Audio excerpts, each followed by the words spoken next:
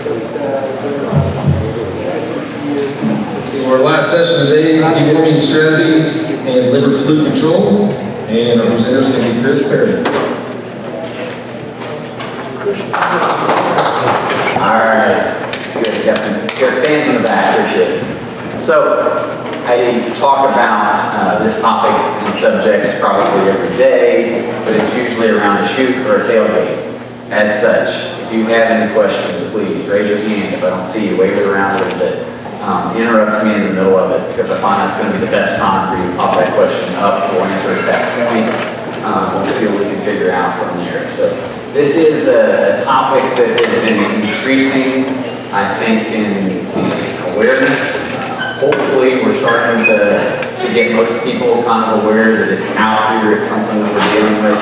I know when I talked to them about what I was going to present, some people may have heard a lot of it and say, really this again, but yet I have producers every day. We're still going back over some of this. We're still reiterating what we're finding, what we're seeing. And we as, quote unquote, the experts, the veterinaries we're still learning new things about this every day, how it's actually appearing, how it's going to react now that we're starting to vaccinate for it and all of those things. So it's not a new disease, not a new scenario, but it's definitely very new to us in this region. So we're learning about it and we're going forward from there. I'm going to try to cover some of the details, some of the scientific side of it. Hopefully I don't get too much in the weeds on it there, because I know that stuff doesn't really stick. It shouldn't. Some of these names I'll pronounce, I try never to say them again interacting with people, because there's no point to hold on to those. But there's three major points I'd like for you to remember when you get home and you're thinking about this over the next and everything thereon. First one, it's in the title, and yet we don't really have very good strategies for controlling liver flukes at this point. To be perfectly honest, I'll go over what they are, what we're seeing. The flukes that we're seeing in this region, we're not very good at controlling. That said, most often the main problem that we see in our cows is actually due to the secondary Clostridial bacteria that's coming in behind flukes. I'll explain that process in cows, but that's actually where the damage is happening. That's where we're having cows die. And the one really bright point is that we have very effective, cheap vaccines for that Clostridium. So we can be pretty effective at stopping it. We've just got to change up some of our practices and what we've been used to doing. So, vascular hepatica, the common liver fluke. This is what I was trained to look for, what I expected to see if I ever saw liver flukes coming into Northeast Missouri as a veterinarian. I didn't expect to see liver flukes. Was not looking for them. You can see the picture here. Some classical, this is a cut open liver. Obviously, if there's a fluke hanging out of it, that would make it easy. You don't typically get that lucky. But you can see these white areas. These are really cystic, nasty areas in the liver. This is what I expected to see if I ever saw liver flukes. This is not what I've been seeing. The regions where we would see this liver fluke: Southern Gulf States, Pacific Northwest. You can see why I did not expect to encounter this at all. Treatment options, and this is one we're going to go over a couple different times, but fluorosilon. A lot of you probably have seen Ivomec Plus, Bimectin Plus. There's a half a dozen different ones, but fluorosilon is the plus. Very effective at this type of fluke, not what we were seeing. Albendazole, that's valbazin. That's the other dewormer that we have that will do a good job against the flukes. That's the one that we will be having used. And so all of this is because Fasciolides magna, deer fluke, as I'm going to call it from now on, this is what we've actually seen in this region. This is a picture. I actually stole this from another veterinarian. I've seen a lot of these cases, but they were much better photographer than I was. They sent me this picture wondering what I thought, if it was what they were seeing. And hopefully I blew it up so that you might be able to see that this is a liver up here. None of those nasty little white lesions or whatnot. There's a little black spot right there. There's a little one right here.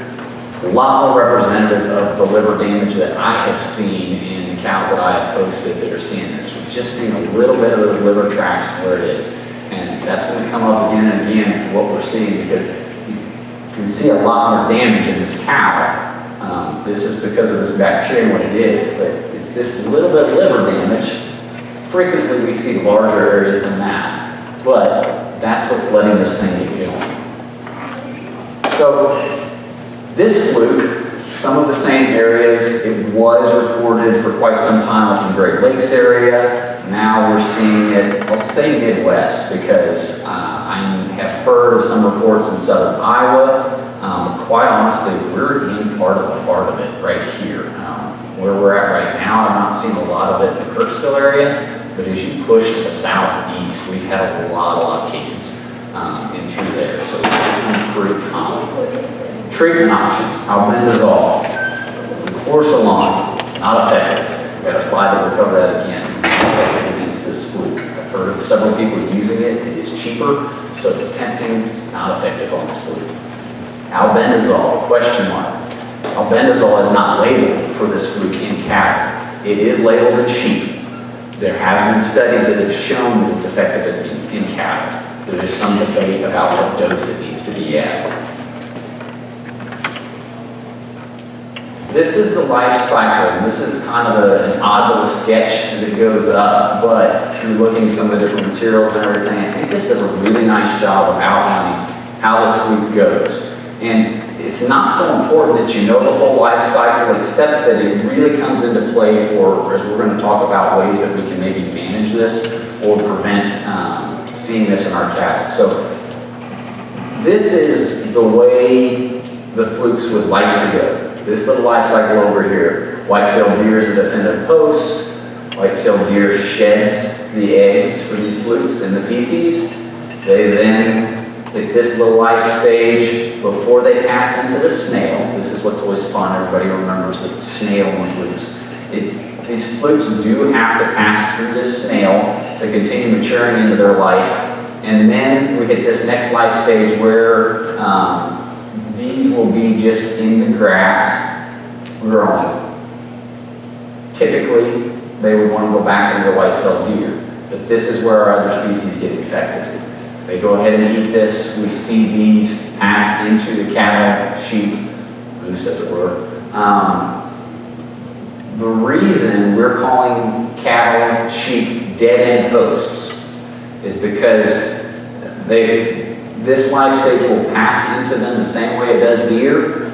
Will still move on into the liver. However, we're seeing two things. We're not entirely sure the whole process of it, but for one, they will mature into adult flukes. Those flukes do not seem to be laying eggs nearly as prolifically as they do when they're in deer. And two, we really don't get them shedding them, cattle and sheep. We don't see them shedding the eggs, partially because of the way the flukes are getting walled off in the liver and blocked off. So the reason why this is so important is because these flukes are not turning their life cycle over in the cattle. And this is what we're going to talk about for ways we may manage these flukes. So if we could control the deer population, control the snail population, we'd probably shut this thing down. You can imagine how impossible that's going to be. We're not going to see that happen. But that also comes in why the deworming is not all that effective in cattle, because we're really not shutting the life cycle down. The main life cycle is still over here rolling, and we're not really doing anything to stop that. The one bullet point there, limiting access to creeks, streams, boggy areas. This could be effective. There are a lot of situations, as I talk to producers, where we can probably do this to some level. Fencing them out of a creek, I've seen it put in, adding drainage. So, making sure areas go ahead and get drained out. What we're doing is we're eliminating that snail habitat from what the cattle are running in. My take on this in this region has been, for most of your producers and where we're at, if there's ground that doesn't have any creeks running through it, doesn't have any boggy areas, it's probably already in soybean or corn production. It's not our pastures. But this is still something to keep in mind. You can maybe manage that in your pastures, find ways that we're not getting that snail habitat as prolific, that we're able to shut it down some. The last bullet point on here, This is something I actually came across and looking back over some material for this, and I did not realize it. If we produce hay from these areas where the snails are at, where that life stage is coming out of snail, they have actually shown that life stage will still be viable after, I think it's up to like 17 months that they've shown it. So that hay fed back to cattle in a different area could still go ahead and get that fluke cycle going.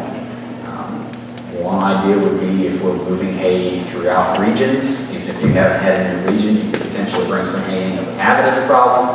The other would just be managing your own area where your bailing that hay goes. I don't have a good answer for how to avoid that. I mean, I suppose you can graze that area in a dry time, then you're not as likely to be picking it up where it goes, maybe producing that hay when it's a drier time. That's kind of a hard one to get out of for practicality. So the reason I wanted to walk through those is you see a little bit of the futility of what we're doing with flukes, and that's what I really want to get through to people, because flukes seem to be what everybody's kind of excited about, what they remember and they think about. It's tough, but we'll go ahead and go over some of the deworming on it there. First thing to remember, not all liver flukes are the same. And that's where I think we start getting some of the confusion, because people find this product, DVM Plus, and say, hey, this kills liver flukes. And so they grab it and they use it. And it's not labeled for the flukes that we're seeing. And that's what we're laying out here. So, Chlorson, that's the product that's in that DVM Plus, that injectable. We wish it would work, but the studies have shown, even at 7 milligrams per kilogram dose, it's only killing 20% of the adults. And then the catch is that DVM Plus is only a 2 milligram per kilogram dose. So that's actually at 3.5 times the labeled rate. It's still only killing 20% of the adults. It's working fine as a dewormer for our other worms and our other bugs, but we're kidding ourselves if we think that that's taking care of the flukes that we're seeing in this region. Albendazole, Valbazin is what everybody would catch that as, and everything as a name brand. Only labeled in sheep, as I said. Don't really want to get hung up on that, because there have been several studies that shown it's effective. It is effective at killing the adult flukes. And the reason why we emphasize that in adult flukes is because if we back up to that life stage, the adult flukes are in the liver of the white-tailed deer or our cattle. But when we're killing those adult flukes, unless we're going over here and killing the deer, we're not actually stopping that life cycle at all. We're not doing anything for disrupting that life cycle, disrupting those flukes when we're killing those adults in our cattle. But that said, there's been some discussion about labeled rate. There is a wonderful source that Dr. Craig Payne and Dr. Lauren Delaney have put together on the University Extension website on liver flukes. They cover all this really well. They actually specify on there to use Valbazin at 1.5 times the labeled rate. There is data out of Minnesota where they've been dealing with this for quite a while longer that says it's effective at the labeled rate. So there's some debate on that, that it's all off label, so that's why we don't have a hard and fast rule for it. But the one thing, if you've ever used Valbazin, what I wonder if is and where some of this is coming from, Valbazin is a pretty high dose rate. If we're talking about label rate, that's going to be typically somewhere 50 to 60 mils per cow. It's a lot of volume. Cows normally swallow that real well. It makes me wonder if that's not part of where our 1.5 doses is coming from as a recommendation, because we know that we're flirting with that line. So if we go 1.5 doses, at least we're getting closer to that full dose in those cows. Because it's not going to be as effective at killing flukes as it is all our other worms. We really have to make sure that we're getting a full dose in those animals to get and be effective. But it will kill the adults. We can clean those out of the liver, which is probably an important concept when we get a lot of fluke infection, but still not move us ahead in the overall disease that we're seeing here. So that's what I wanted to cover on, and why I say we're really not that great at controlling these deer flukes in cattle. We don't have great strategies. We can't really shut them down all that well. The thing that I try to get through to everybody that I talk to on this and everything is that let that little hopelessness move to the side and realize that most of the damage and the problem in this disease process, I'll call it, is actually coming in with our secondary bacterial infection. And that's coming in on the heels of those flukes. There we go. So, red water disease. I don't know if you've ever heard of that or where it is. That's going to be the layman's term for Clostridium hemolyticum.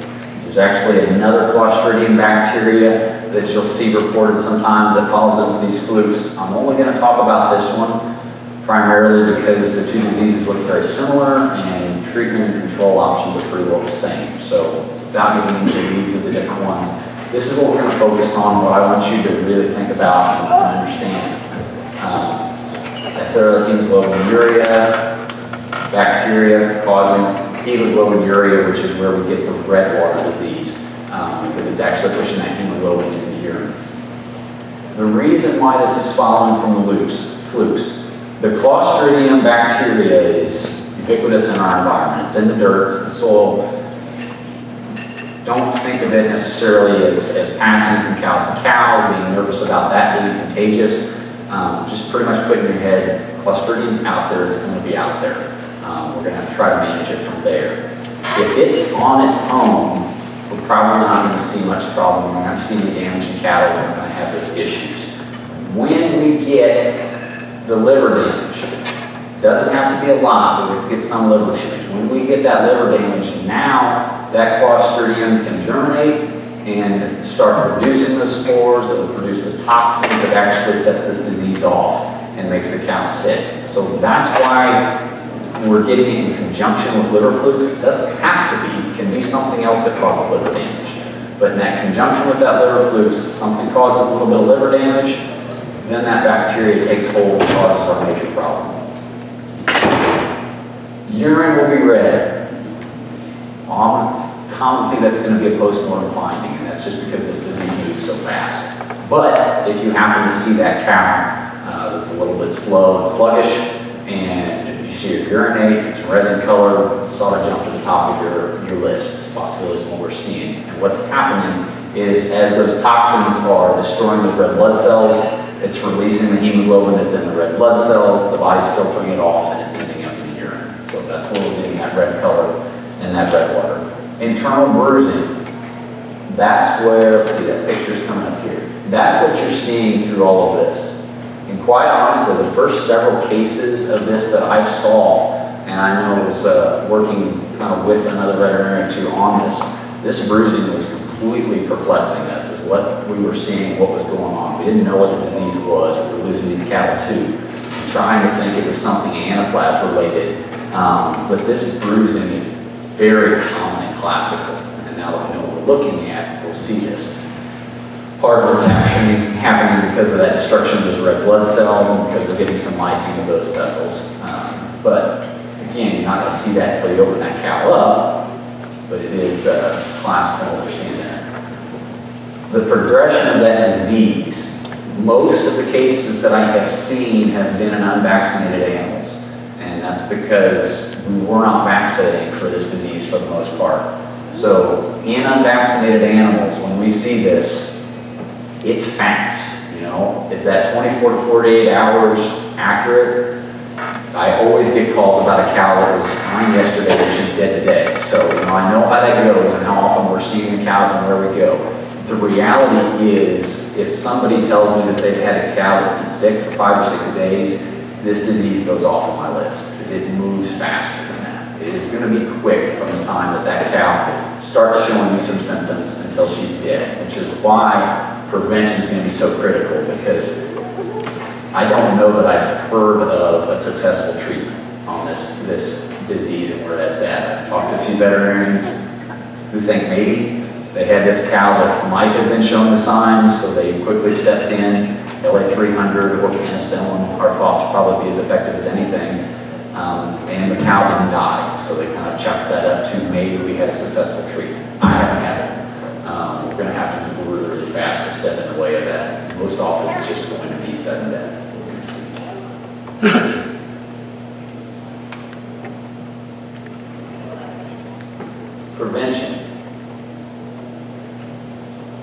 Clostridial vaccines. So I always go with that. Always hear it, everybody's used to getting a 7-way vaccine. I kind of hate that terminology because we don't always know what 7-way we're talking about, but frequently that was a 7-way Clostridial combination. That's what everybody was given to their calves in this region. Lots of times we didn't vaccinate cows. Great vaccine works against all of the Clostridial bugs that are in that. Clostridium hemolyticum is not one of the Clostridial bugs that's in that classical 7-way vaccine. As a result, most of the veterinarians I know in the area and everything have pretty well replaced that 7-way Clostridial with an 8-way, or Calvary 9 being one exception of a 9-way Clostridial vaccine. Great vaccines. They're doing a nice job. They're stepping in the way to preventing the death from this and everything on it. They're cheap, they're effective. The biggest hassle we're going to have is just getting them put into our protocols and getting them out of use. The booster vaccine. These are inactivated vaccines. Anytime we've got an activated vaccine, the rule of thumb is we really need to see that second dose, that booster vaccine, before we're going to get the immunity level up where we expect it to be. And what I mean by that is, a vaccine that we say is very effective, really expect protection to be up there well over 90, 95%. Never 100, and that's where occasionally, and I've already know of some cases where we've had breakthrough. We're never going to have 100% immunity, but to get ramped up there at that 90, 95% that we expect it to be, we really need that second dose on board. 2 to 3 weeks after the first one, can be longer than that if it works into when you're working cattle. That said, the first several cases that I dealt with and herds that I had, when we figured out what was going on, we were losing cows, we had cows dying. If we stepped in the way and we vaccinated everybody, a single round of vaccines seemed to pretty well stop the death loss. So, does well until that immunity starts to wane. We've got to get back and step in the way.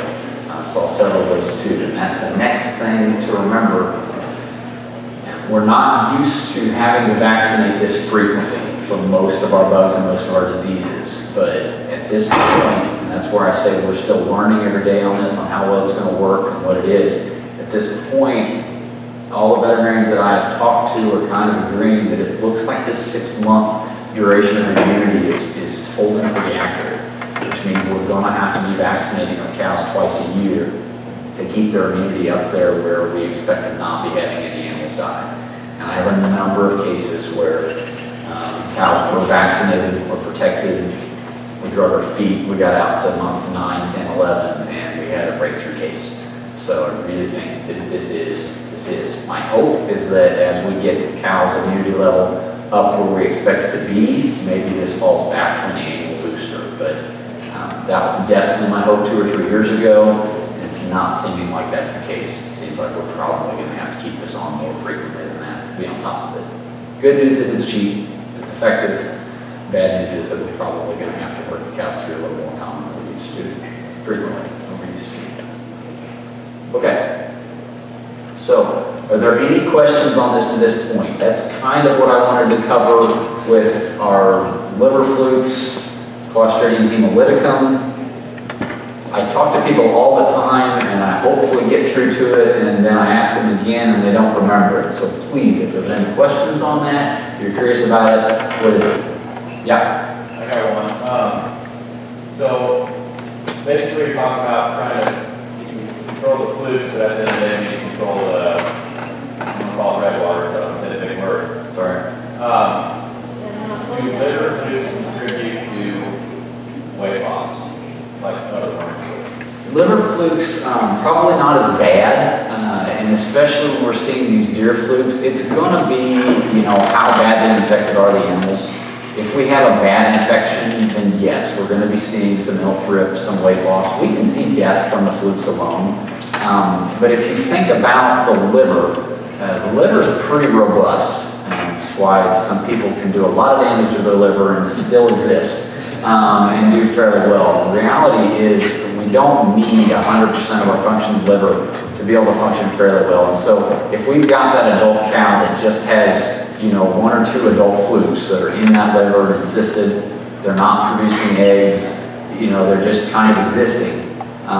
that's probably not going to show up in a sick cow. We're not going to get any weight loss. We're not going to get those effects. So deworming from that aspect for that is probably not going to be worth chasing. Certainly if we start getting a bad infection, the cows are getting a lot of them, and we're damaging more of that liver, then yes, we're going to start to see some of those ill effects. And those are going to be the main ones. Weight loss. They're not going to be really scripted. You're not going to get the classical, the red water and all of that just from the flukes. We're getting just liver disease, which is going to be a much slower, less descript symptoms than we're going to deal with on that. Can you touch on the validation, or as far as do you treat them in all practices of pregnancy? It's a good question. And so if you read on the Valbazen label, and I'd have to reread it to make 100% sure, because sometimes what the label says and what the OS tells us and all that gets a little bit muddy. If you're in small ruminant production, then that probably raises a bigger red flag. We know Valbazen can cause birth defects when given in pregnancy and everything in our small ruminants. Very well documented, and so that's one to watch out for. As I recall, the label in cattle does say to avoid that first trimester. Zoetis will tell you they've done a lot of studies that doesn't really show that it's that much of a concern, but there have been a couple of reports and studies that show that in that first trimester it's a little bit of a problem. So there's two main issues with Valbazen for me, and that's one of them, that we do have to be a little bit careful about when we're wanting to use it, if we want to be completely there on label and where that's at. And the second is just simply the dose volume. And if you're talking about, especially if we're trying to ramp that up to 1.5 times the label rate, and we're trying to get that cow to adjust 75 to 80 mils of that product, they just don't swallow that very well. They end up spitting quite a bit of backup, and then we're sitting there guessing, did they get enough? What was the dose they actually did? With double dosing, which that alone is not a problem other than it's expensive. But it brings into more of a concern for me when we come back to and what I'm using that for on my other worms. Am I getting a half rate for those other worms? And that's what I'll get into some more with the rest of the discussion. So that is one of the big problems I have with the Valbazen, is it's just a pain to give and to make sure we're getting an adequate dose on for those cows. But again, it's our only option if we want to make sure we're killing those adult flukes. Any other questions with that? If they had an 8-way at the beginning of the grazing season, when would be the time for the next grazing, or next shot? You know, that 6 month is what I throw out there. So when I'm looking at that as a routine time of when I'm working them, lots of times I like to give it as a pre-breeding and then again at a preg check. Kind of works into that. Sometimes that stretches into 7 months. I'm not going to get into the weeds and everything there, but that way we're getting it. So whether you're talking about spring or fall cows, so we're going in there pre-breeding and we're getting on there, and then we've got them back through the chute again when we preg check hopefully. But if we're not used to working cows twice, then I've got a lot of producers that are doing it just once a year. But I know we're in a little bit of a danger zone, and part of that then can start to depend on where exactly your herd is, where those cattle are coming from. I mean, I've got a pretty defined line where we've seen a lot of these cases, and just, I mean, how familiar you are with the area and everything. As we run Highway 15 south and we run Highway 156 east and west, there's a lot of cases as we stretch through the area and down southeast. As we push to the northwest of that, not nearly as many cases. We don't have a great explanation for that. I've heard watershed as a possibility that maybe we're not seeing because we don't have, the watershed is actually directing down the other direction. If that's going up the snails, but I have not heard a good explanation yet why we're seeing certain pockets of it being so much worse than others.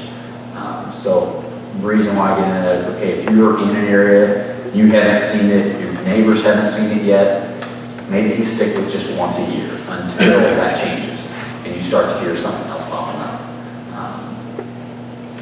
Chris, Yeah. could you clarify how it's infected with that red water disease? You said it's bacterial cause. It's by water or ingestion of forage? Soil, it's in the soil, so anytime they're gonna pick up some dirt from grazing or they get in everything, all of our clostridial species are in the dirt and the soil. And so, I mean, they're living out there amongst it. They're gonna get those spores ingested and get into the GI tract and system. And that's pretty much a rule with all of our clostridial bacteria. We expect them to be there, and something else is going to open up the door so that they can actually then cause disease in the animals. If we consider blackleg, it's out there, the cattle get it in ingested, and we get a wound or something where oxygen is shut off and that spore can then go ahead and germinate. Now we actually have the disease from that clostridial bacteria. So now the question I've heard thrown out there is, have we not had this clostridial bacteria in our region before? And I don't know that I've seen anybody put a good answer to that or not. You know, why? The big question that I still have, and we haven't been able to answer, is why 10 years ago we didn't really feel like we saw any of these cases. And now all of a sudden we're seeing quite a few cases. And I have not heard a good explanation for what's changed. So was it the Clostridium or was it the liver flukes? We don't necessarily know on that. But as far as being concerned of, I guess for me it's a practical approach. Is there going to be any way for you to try to prevent your cattle from getting that Clostridial bacteria? The answer to that is no for me. There's no good way to try to say this pasture's infected, this one's not, these cattle picked it up there. I wouldn't waste my time on that because I don't think it's going to be a practical approach. Does the vaccine cover Clostridium difficile? Clostridium difficile, does the vaccine cover that? Difficile, I don't think so. I'd have to read back across that label. It's not one that I see in the cattle very much. I know big people and everything that we get on that, but I'd have to read the label on that one, honestly, to find out. Because I don't call ring into that. I'm not sure that's one of the costs we've gotten or ain't gotten. Anything else? With the grazing severity, that is not picking up liver fluke?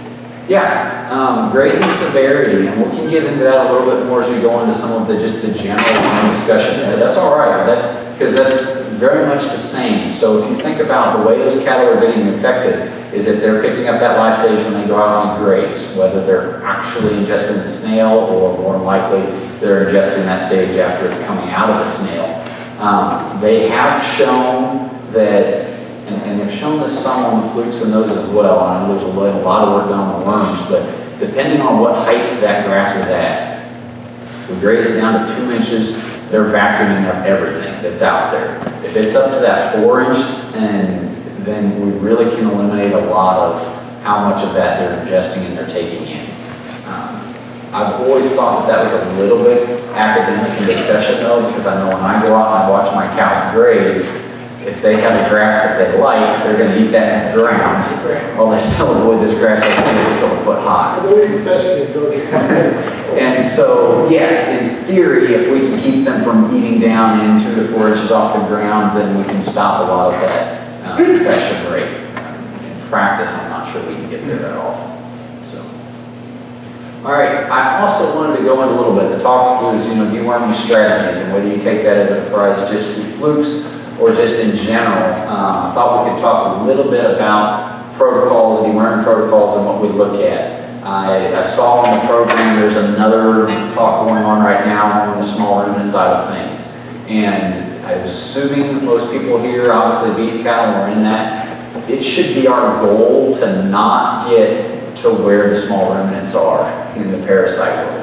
Because it's a nasty deal when we start talking about the resistance that we have in small ruminants and the challenges they have. So if we can put things in place, if we can prevent getting the parasites that affect our cattle to the point where the parasites are in small ruminants, that should be the goal. Because it's a problem in those species. So the first thing I wanted to go over real quick, truly we've got mainly 2 classes of dewormers. Bens and the dissolves, or the white wormers, those are our oral wormers. Safeguard and then put Pancure up there, those are kind of different and yet they're really about exactly the same. Synanthic and Valvasan are the common ones that we're going to see. Those are our white wormers. Think of those all as one class, and so when we talk about rotating wormers or going with a different you're not going to get much change if you're getting outside of that class. So one of those is the same as another as far as if we're seeing resistance in the worms. Macrocytic lactones, that's going to be pretty well all of your injectables and your porons. Ivermectin, Eprinex, through that long range is technically the same. That's epinomectin, the same active in Eprinex. Dectomax, Cydectin. Probably the most common wormers we use because porons are so easy to get to. Great dewormers, unfortunately, those are the ones that we've been seeing a fair amount of resistance develop to. It's not new, it's been documented for quite some time, but it just seems like it continues to increase. We continue to get a little bit more resistance all the time as the studies are done. It's creeping further up in the U.S. It started mainly down in the southeastern U.S., but it's creeping up and it's just becoming more frequent. So we want to avoid it all. I put this last class on here, which was a class of wormer that used to be used pretty heavily. We kind of got away from it because there was a little bit of a toxicity issue. It's not the safest of wormers. Used at label rate, it's fine. But the main reason I put it back on here is you'll probably start seeing a lot of advertisement for a product called Valcor. And that's a new product that Zoetis is bringing to the market, which is a combination of levamisole and Dectomax. It's an injectable antibiotic, so it is combining those two different classes. Really just kind of wanted to make you aware of it because the jury's out for me as far as how much we're going to use that or where it's going to step into. But it is a new wormer that's coming down the path, and so the idea obviously is for some of that resistance that we're seeing to our macrocytic lactones, bringing that other class and then may help to negate some of that, take that out. But the main thing I see is that I frequently run into people saying, well, I used Cydectin in the spring, so I switched and I use Ivermectin this fall. That way I'm rotating. And just don't consider that a rotation. Those are in the same class. We're going to be, if we've got resistance to Cydectin, we've got resistance to Ivermectin, we've got resistance to Eprinex. Those are all going to be similar enough molecules that for practical purposes consider them the same. Resistance. And this is the catchphrase. First thing, when we define this, as far as we have resistant worms, first of all, we have to say that they were properly dosed. So it's not because it was a low dose or where it is. We gave the animal appropriate dose of the dewormer, and the best way we have to measure in a live animal is by the fecal egg counts. And so they do a pre-count, give them a wormer, we do a post, and we have decreased those worms by less than 90%, then we classify that as resistance. Not killing enough of those worms in there. So there's different ways, reasons that can happen. That's what we're getting after, that's what we're trying to avoid. Resistance to the lactones, that's what I said earlier, has been on the rise, but I didn't put any specifics on there because, I mean, we're talking probably 10, 15, 20 years that there's been discussion going on about this. We've been seeing some resistance. And so it's not that it's just all of a sudden happened in the last couple of years. It's been a growing problem. The main problem that we have fought is that, as I've been told, probably 4, 5, 6 leading parasitologists in the country, and if you put them all in the same room and you ask them to come up with the perfect deworming strategy, they wouldn't come out for quite some time because nobody can really agree on what's the best way to deworm, to prevent this resistance, to be effective and where it's at. So instead of trying to create the perfect scenario, I was hoping to go over kind of some of the major things that we know are wrong. These things, let's avoid these, and then maybe we can help prevent some of that resistance from coming on. So the first thing, too much pressure. And we'll get into that more specifics, but the more pressure we put on the worms, the more we throw a dewormer at them, the faster we're going to develop that resistance. Subtherapeutic dosing, same reason that if they tell you to take all of your antibiotic script all the way to the end and not throw it away halfway through, you know, we want the entire dose to go on the cow. 2 ways that fails usually. One is with our porons. We're trying to shoot the cow from 4 feet away and half of it lands on the chute. She's not getting that full dose. The second one is know what your animals actually weigh. be realistic, and that 1,000-pound cow is actually 1,400 pounds. She needs a different rate of deworming. So dosing them at the appropriate. If you're doing it at a low level, trying to save some money where it is, you're going to cost yourself in the long run. The genetic selection is something, and I know there's some people that get really hyped up on this. I'm not saying that, you know, we go out there and we put a whole lot of emphasis on it, but our dewormers have been so effective, and we've kind of been spoiled with them, that we go out, we deworm all the cattle, we deworm our calves, we really don't worry much about worms. Through that, we've put almost no selection pressure on animals that have some natural resistance.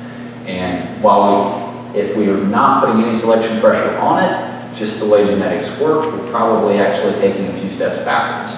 So some of our animals that we've fallen in love with don't have that kind of resistance we want. And where we've really seen this proven out is over in that small ruminant world, where we're having a lot of resistance to it.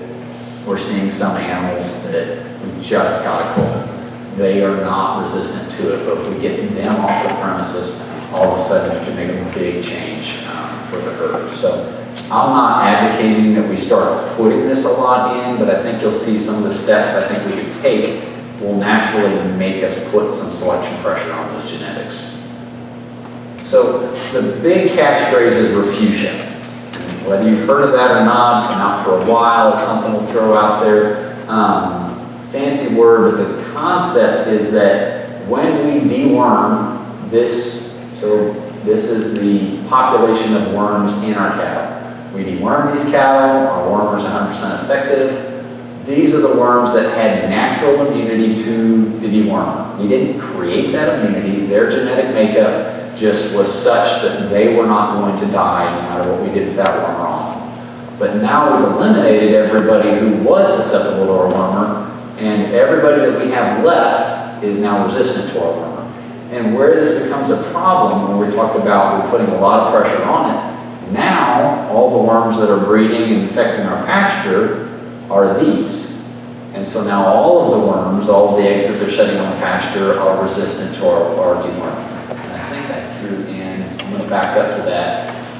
This is a great picture that's kind of showing that. So this is that process. First we had just two worms, big deal, that are resistant to it. We deworm those two worms, then they shed eggs, and we have a few more out here. And the next, and pretty soon we're getting to the point where all of that worm species has those genetics and are resistant to it.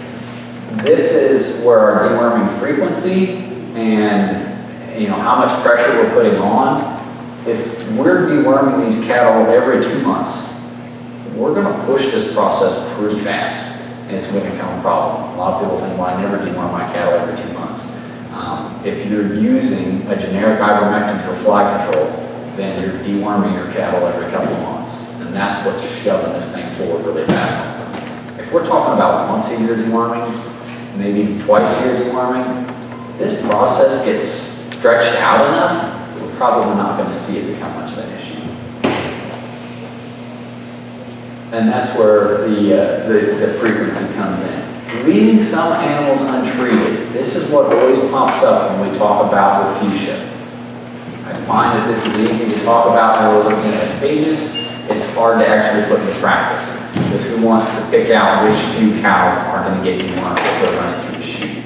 The practical way I put this into place is if somebody's got spring and fall calving cows, if they're all running over the same pastures, they're rotating in and out, maybe we pick and we're deworming the spring cows when they really need to be dewormed, and we leave the fall cows not dewormed. They're our refusion. They're holding those worms. And that whole concept is we're keeping some of these worms that are susceptible to our dewormer so that they will breed with the worms that are resistant, and our whole population doesn't become resistant. We keep some of those out there. The best example I've seen of this put into practice is refuge in the bag in corn. We had our corn rootworm, became an issue, we knew it was going to be, the industry did a pretty nice job of heading that off and said, okay, we need to leave some plants susceptible to this so that we don't shove the whole species over. And they actually forced us to do it in the corn world and everything, and planting that in, and it's been pretty effective. That's the concept here. Now, if we're trying to do this after we've already got a completely resistant population, it's a moot point. It doesn't work. Treat with a full dose based on the weight. So don't chintz the dose down to save on cost. If that's a deal, deworm less often. Hit them with a full big dose when you're going to do it, and don't deworm the other time of year if you're going to do that. Hit them with a full dose when you're going to do it. Our parasitologists, I know, they would love for us to use 2 different wormers at a massive rate one time, and then leave the animals alone the rest of the time. That's going to be our best scenario for not developing resistance. Not always our best scenario economically, because that's a lot of money up front, and we're not keeping the worms peeled back. But where I said on the genetic selection, if we put some of this into place, so we're not trying to keep our cows sterilized of worms, we're leaving some of our population out there, and now if we cull our poor performers, we're going to make some natural genetic selection against those animals that can't handle some of the worm load. I remember it's a little bit different scenario. I remember visiting with a hog producer who went antibiotic free. And his comment was, he said, the first year I did it, it was a disaster. The animals were very poor, they didn't perform whatever it was. He said after about 4 years, we had selected the genetics that could handle growing in those conditions, and we were back where we were. And that's kind of what you're going is, if you change the production system, and then you select the animals that thrive in that production system, we'll make some genetic selection the right direction. Let's see what should we talk about there. Okay. Any questions on that? We're wrapping towards our time. Deworming strategies. Just curious, how many people would say they deworm their cows twice a year? Once a year? Okay. That's interesting. I mean, I probably deworm a lot more cattle twice a year than once a year, but I would say most of the parasitology and some of the experts are really trying to push us towards that once a year and make some of that genetic selection against it. Chris, how many guys do you have running people on their cows before they choose to deworm? Very, very few. And it's just that hassle of gathering and getting the fecals on cows before you're actually going to push them through the chute where we do it. Been a part of a couple of different studies where the companies actually wanted to get in the middle of it and collecting some samples, and then some people will go ahead and go through with it and collect those and go with it. The interesting thing on that, and I don't want to throw any companies under the bus, but there is one company historically that's been really big on doing that, and their reason has been that their wormer doesn't show resistance, and some of the others do. The white wormers, these laurel wormers, I try to put those into practice a lot because we've shown very little to no resistance to those wormers. There's just almost no cases of those around. Classically, the company that doesn't have a macrocytic lactone and does have those white wormers is the one that really likes to go around and do those fecal studies because that's what they like to show. And it's true, it's effective. That's why I try to get an oral, if I'm deworming twice a year, I'd like one of those trips through to be with an oral wormer. If I'm doing just once a year, then I'll just try to get that in every other year or something where it goes. But those oral wormers will do a nice job. The thing to remember on those is they are purge dewormers. So that dewormer is going to go in, it's going to kill all the worms, but it's gone tomorrow. So there's no residual activity or anything with those. That's one reason why I like them a little bit more in the fall and in the spring.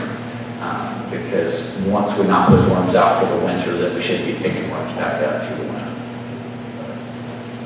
Other questions? Long range is the same as ivermectin? Long range is the same class as ivermectin. It's actually the exact same active as Eprinex, and that's a pour-on dewormer. Eprinomectin is the active there, and it's that active, so it's been around for a long time. The secret of long range is the way they pack the molecule. It will slowly release in that cow over time. Long range was a great marketing deal. The product's good. It works the way they say it does. It's slow release. It keeps those cattle dewormed for a long extended period of time. Most veterinarians that I know that I talked to when that product first came out is that is a recipe for resistance. Because we're putting all kinds of pressure on those cattle for a long period of time. We're going to really shove those worms. The company did a really good job of releasing some science that convinced us, because we wanted it to work, that it wasn't going to develop resistance. That worked for a couple of years, and now I think you're seeing a lot more of a push as you read the labels and everything on that. They are really pushing that use the product, but leave part of your cows untreated. Because we know that if we don't leave that refuge out there and everything, using long range again and again is really going to shove resistance fast. Great product, used in the right spots, but maybe just not across whole herds all the time. So if you long range and you pour your cattle at the same time, you're not really helping yourself. If you're using one of these pour-on runners, Ivermectin and long range. no.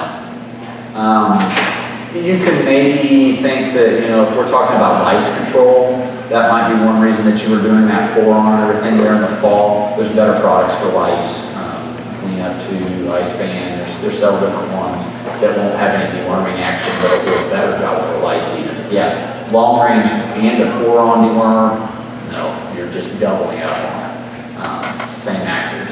So use a different wormer if we want two different wormers. And that's a big thing in feeder cattle, background calves, possibly hitting them with two different classes of wormers on arrival.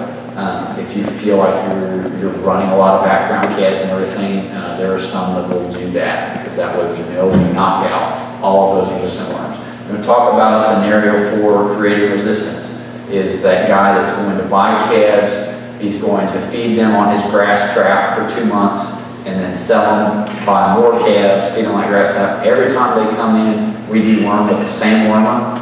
Well, those calves are always going to be shedding eggs that are resistant. We're doing that every couple of months. That pasture is going to get very infected with resistant worms. So a whole lot more nervous about developing resistance there than I am in that cow-calf operation, which doesn't do it as frequently. Other questions? Is red water killing calves and is CTC a potential political mechanism? Killing calves, kind of. I personally had not seen any that I thought similar to it. I have talked to a couple of veterinarians that had a case or two in calves. So yes, but not nearly as frequently as cows. The CTC could theoretically be effective. The problem comes in how are we feeding CTC to those calves on label versus VFDs. How can we get it into them for that aspect? And I'm not sure I could come up with a real good legal way that would line up. The reality is that the low level that CTC is in mineral and everything for anaplasmosis probably is not going to stop a clostridial attack in its wake. Because it's going to be pretty quick. Anaplasma is much more of a slower disease in the way it works, and that's why we can get away with some of that low level of CTC for a time. Good questions. Great questions. Anything that you pop up and everything to do with it, I find you retain it a lot better, and somebody else has probably got the same question if you do. Okay.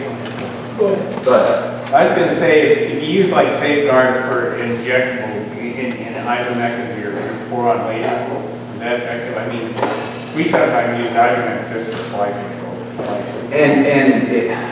I try to get people to stop that, quite honestly. And I've dealt with a few producers and everything, and honestly, I had a couple guys revert back on me because they said it was working better for flies than anything else that I've had to play. And so that's hard for me to get at. The main thing I try to do is try fly tags. Good fly tags. Not all fly tags are created equal. Use what used to be Bayers and other Lancos. Those fly tags, I think, will give you your best fly control. The Ivermectin as fly control, if you're only doing it once or twice a year as a wormer, then it's fine. If you are using that as often, which probably only lasting 30 days or so, if you're doing that every 30 days, you are controlling the flies, but you're putting that pressure on those worms too. So that really should be the fastest way we're going to create that resistant worm population. But as far as the heart of your question, for the Safeguard and the ivermectin, those two classes together is a nice route at killing off worms. And that would actually probably decrease how fast you're developing resistance, because that Safeguard is going to help kill off some of those worms that are resistant to the macrocystic. I have heard that it frequently does valbazen, and pour on ivermectin, and probably not going to deal with that much resistance there because they are attacking both of those together. Still don't like seeing it done really frequently, but the combination of those two will benefit you. What was your question? Safeguard is an injectable or is it? No, it's an oral. It's oral. Yeah, Safeguard is oral. Two different routes. You can either hook it with a liquid, so you're actually administering that. It's actually the only one I'm real familiar with that you can get in a pellet or a feed. And we take that opportunity in a little soapbox deal. That's easy. Putting it in the feed is nice and it's easy. Remember we talked about getting that full dose in animals. If we're feeding it in a bump line, it's really hard to know that every animal is getting the appropriate dose. I know some feed operations will recommend taking that dose and spreading it over 3 days. That way we make sure everybody gets it. That doesn't work, because if a cow doesn't eat it 2 of the days, but she does the third, now she's just gotten a third of the rate. So it's not a full dose. If we feed it at the full rate for 3 days, that would work, but it'd be pretty expensive. So the feed, I'm not a huge fan of. I have outfits and producers that do it periodically. If that's the only way we're deworming cattle, I try to get that to change, because that's not going to be effective. It's not going to. And like I said, I'm not worried about it. If the cow doesn't eat any of it, that's actually okay with me. That doesn't bother me nearly as much as the cow that gets a half dose. Because now we haven't killed off those worms that should have died, but were just a little bit resistant. That slide that had just those 3 worms, now all of a sudden that's 6 or that's 8 little circles of worms. But we got that many more worms that were partially resistant, but not fully. And so we're shedding a lot of those eggs still. I'm basically out of time. If there's any other questions, I'd love to answer them. Let's come up, but otherwise, I sure appreciate it. Thank you guys. Please.